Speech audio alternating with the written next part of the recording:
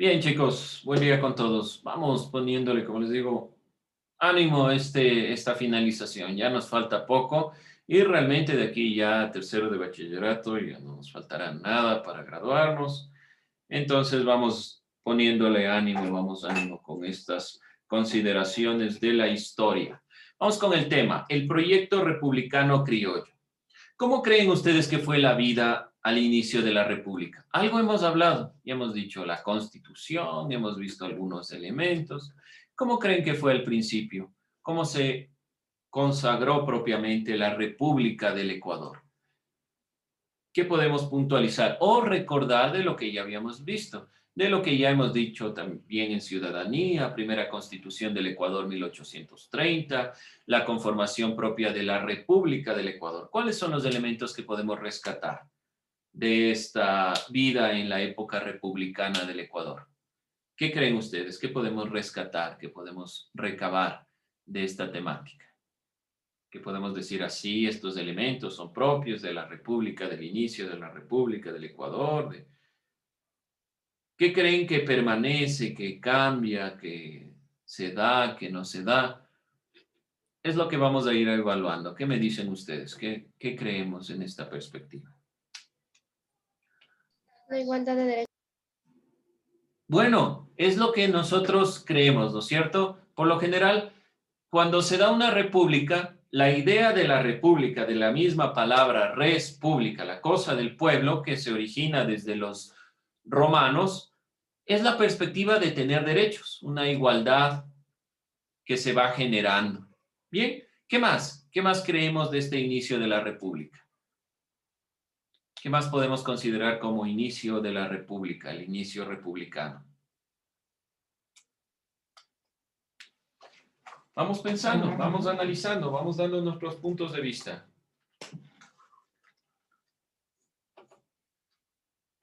Proyecto político republicano.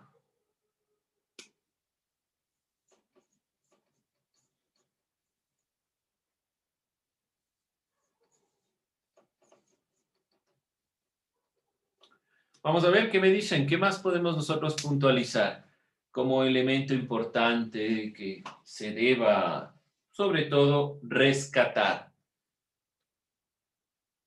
Opinen, opinen, jóvenes, den su punto de vista, lo que ustedes crean, lo que tengan anotado en el cuaderno, no hay ningún problema, pero por favor opinen. Si no nos quedamos ahí, no avanzamos. ¿Qué será? Un país democrático. Se instaura un tema, la democracia, como modelo político principalmente. Ahora, y justamente con estos dos elementos, igualdad de derechos y democracia. ¿Hasta qué punto se da? ¿Hasta qué punto realmente se va dando esta democracia? Vamos a ir visualizando. El gobierno de las nuevas repúblicas americanas estuvo a cargo, y sabemos esto, el gobierno estuvo a cargo de la élite criolla.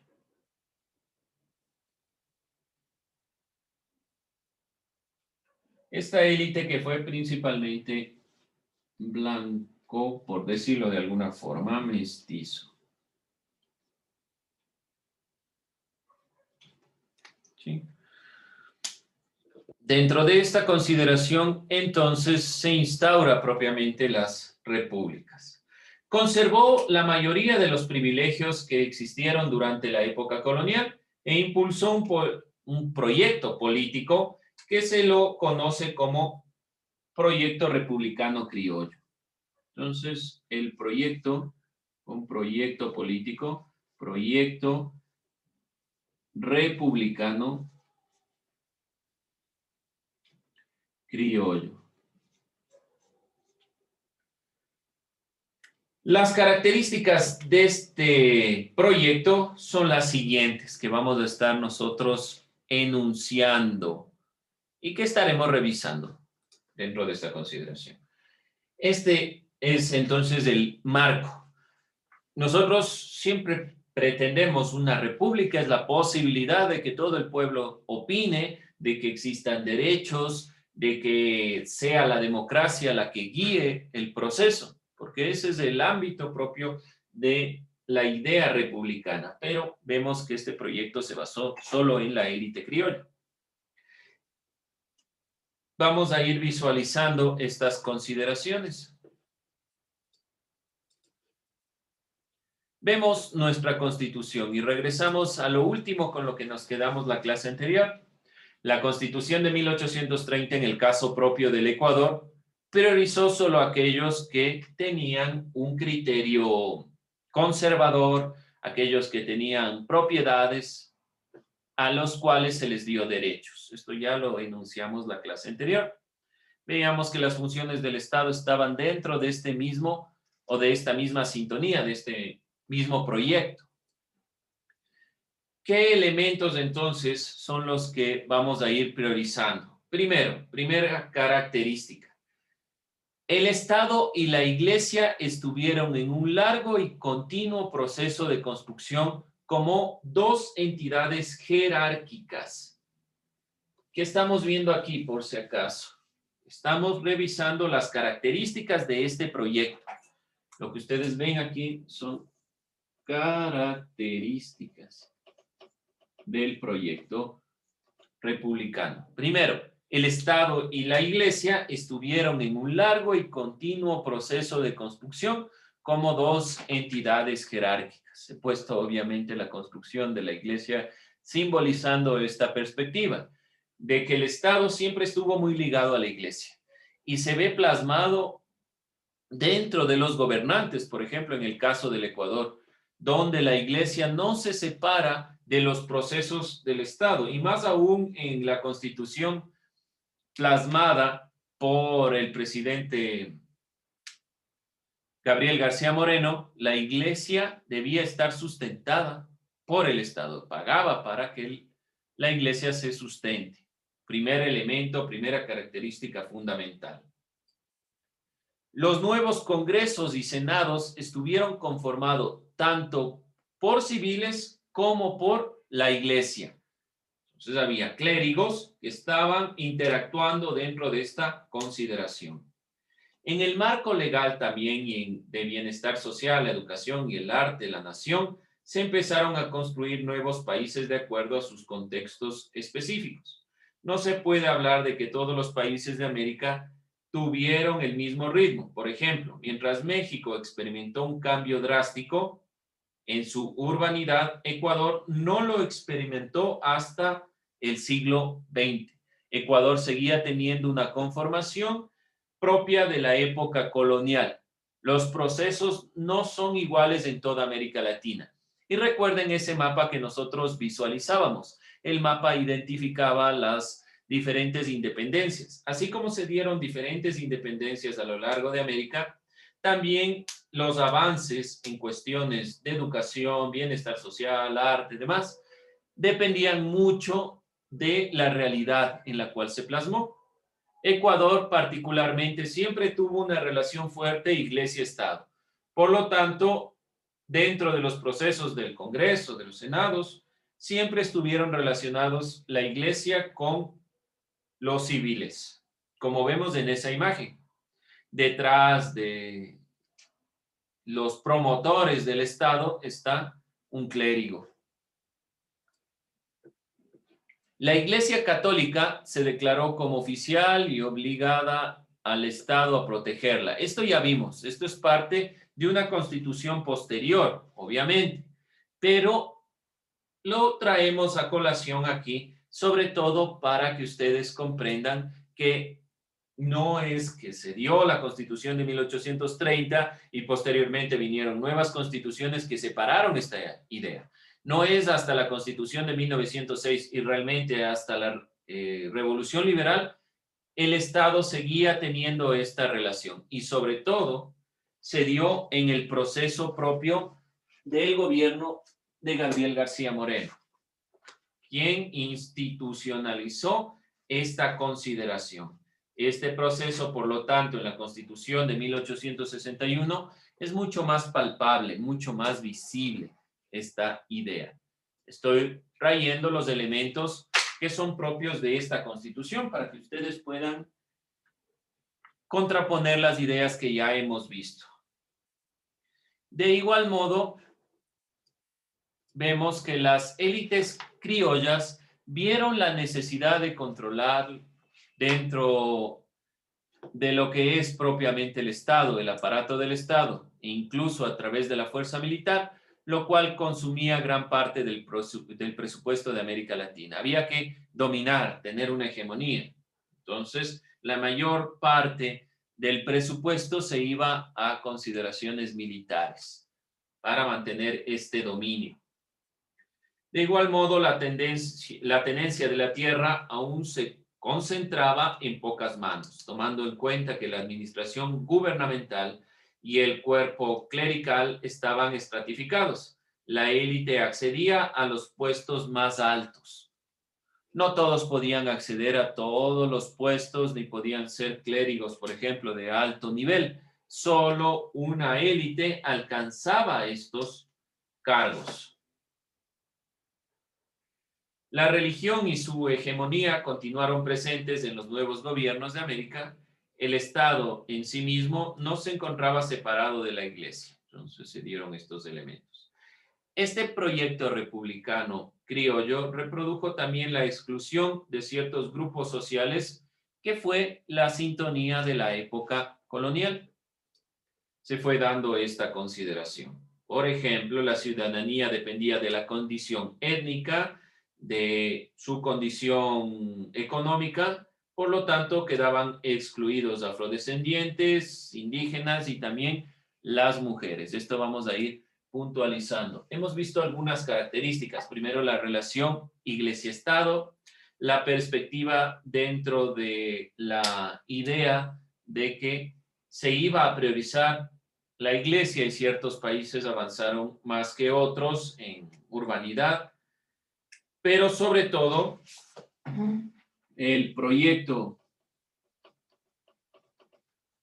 republicano criollo priorizó fundamentalmente la perspectiva de un grupo élite. Entonces, dentro de esta propia consideración, se mantuvieron los sistemas exclusivos, la exclusión de la época colonial. ¿Quiénes no estaban tomados en cuenta? Nuevamente los mismos grupos que en la época colonial. Indígenas, afros y las mujeres.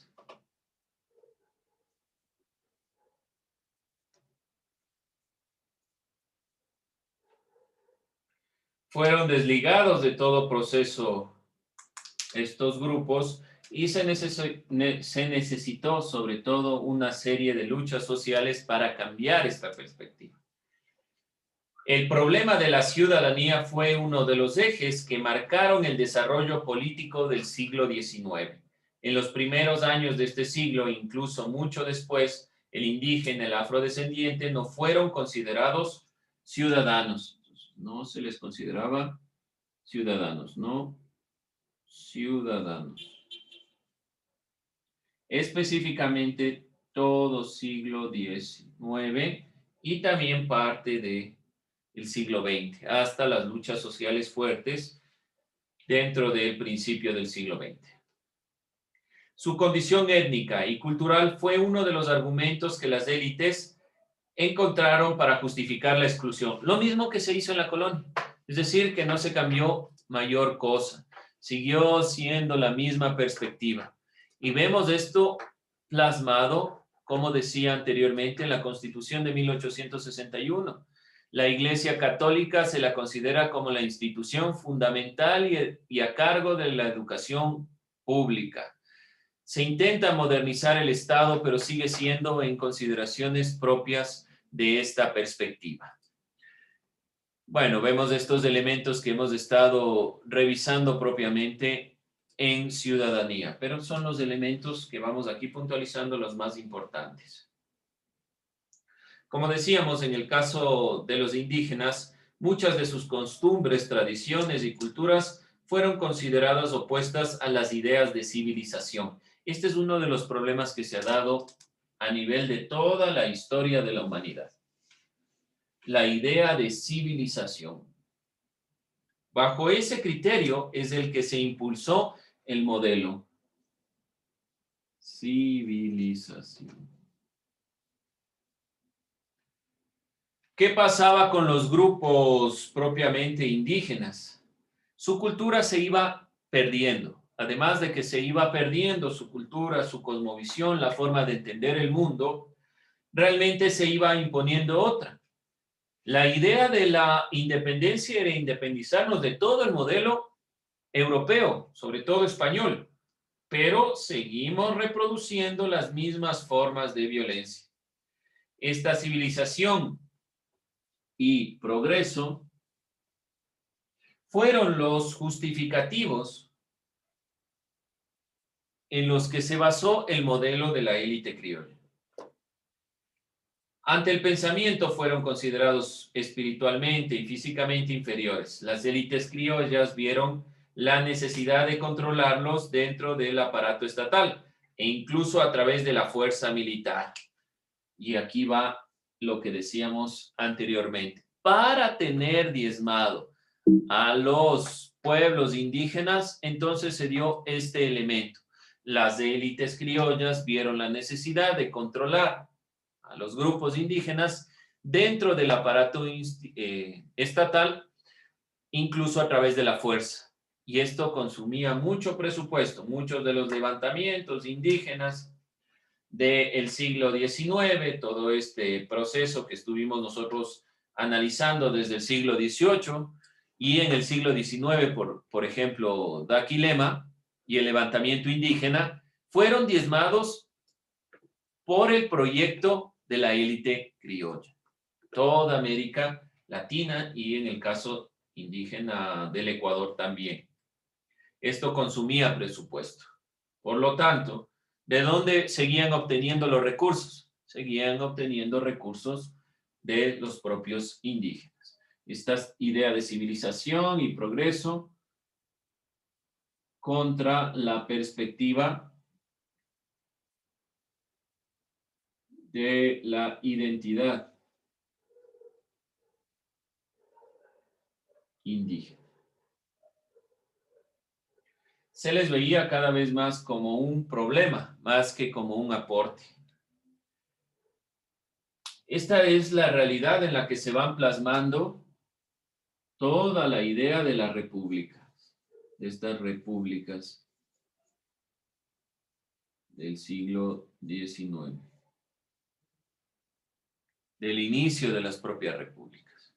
Entonces es importante considerar que el proyecto político republicano de América Latina principalmente fue un proyecto republicano basado en un modelo conservador que conserva las perspectivas y las ideas de la época colonial.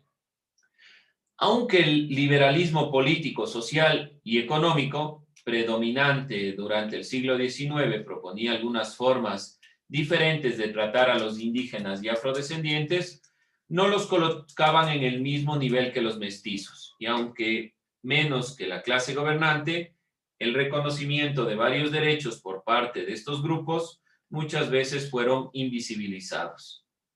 Fue en gran medida el resultado de su propia organización y constante lucha contra el poder público y los intereses privados el que generó un cambio de perspectiva.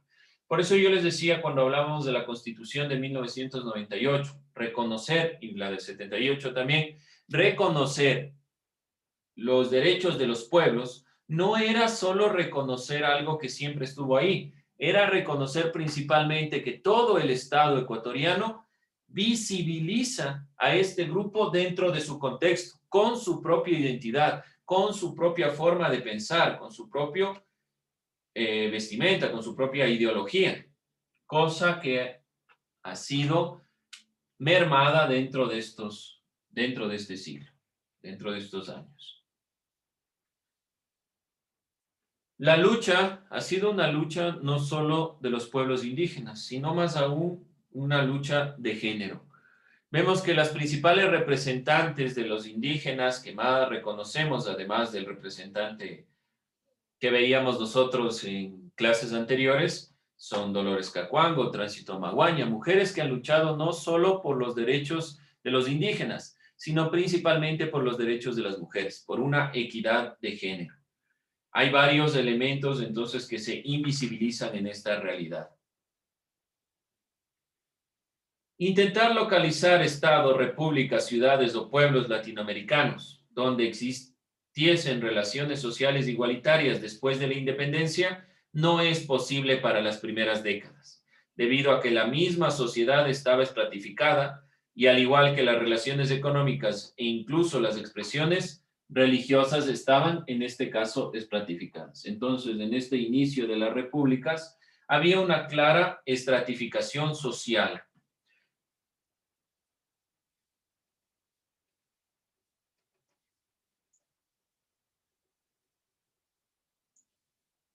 Donde primordialmente el grupo se conformaba dentro de lo que es élite, los mestizos y de aquí para abajo todos los demás grupos que hemos nombrado. No tenían los mismos derechos, reproduciendo lo aprendido en la época colonial. Es una reproducción clara de esta perspectiva de la época colonial. Es lo que propiamente nosotros estamos analizando aquí. Vamos a cerrar esta clase con esta pregunta. ¿Qué le permitió a la élite criolla justificar el trato desigual que recibían los indígenas? Vemos ahí una definición, los criollos, que son los descendientes de los peninsulares blancos que forman una auténtica burguesía colonial enriquecida por el control del comercio y las grandes explotaciones agrícolas que tienen un dominio económico. Ellos se vieron marginados en la época colonial por los españoles y por eso generaron la independencia. Nada más, pero la independencia no se basó en los intereses propios de los mestizos ni en los intereses propios de los indígenas, afros o demás grupos, sino que fue la misma élite criolla la que estaba en desacuerdo con pagar impuestos, con dar toda su ganancia a los españoles. Ahora, ¿qué permitió que esta élite, este grupo, justificara el trato desigual que recibían los indígenas? Vamos a cerrar con dos ideas. ¿Qué me dicen de esta pregunta? Vamos a ver qué pueden puntualizar. Todos vamos a contestar, pero vamos viendo dos ideas. A ver, vamos viendo.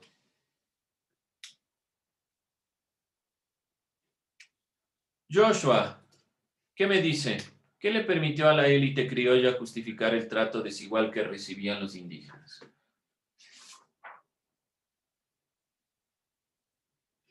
¿Qué cree usted? Señor Vadillo, ¿anda por ahí? Vamos pensando. Todos vamos analizando que este es nuestro trabajo final de esta clase. ¿Qué le permitió a la élite criolla justificar el trato desigual? Vamos revisando.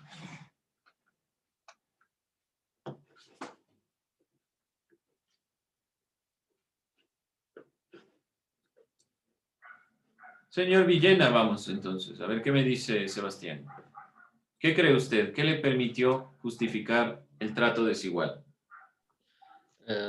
Puede ser porque se sentían superiores, ya que eran, por así decirlo, como usted dice, criollos, así, eran hijos de españoles y se sentían un poco mejor, se sentían como que un nivel más alto de los indígenas. Ya, bueno, vamos. Vaya anotando lo que está diciendo, vaya anotando, ya está realizando, está bien. Creían que por ser hijos de españoles o por haber heredado cualquier consideración en este sentido, entonces eran mejores. Bueno, me manifiesta Joshua que tiene algún inconveniente, no hay problema. Vamos viendo otro punto.